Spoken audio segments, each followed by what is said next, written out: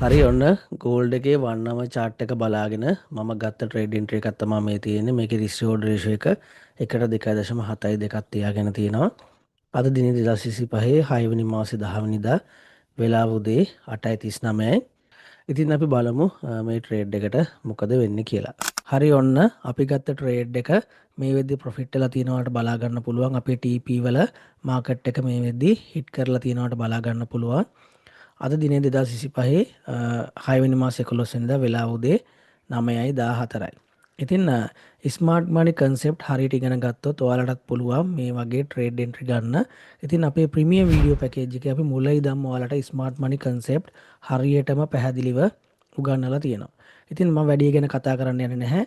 ඒකේ වටිනාකම තේරුම් ගැනීම නොගැනීම ඔයාලටම බාරයි. අපි මේ වගේ ලයිව් ඇන් ලයිව්ස් වලට නිරන්තරයෙන්ම අරන් එනවා. ඔයාලට බලා ගන්න පුළුවන්. එහෙනම් අපි තවත් වීඩියෝ එකකින් ඉක්මනින් හම්බෙමු.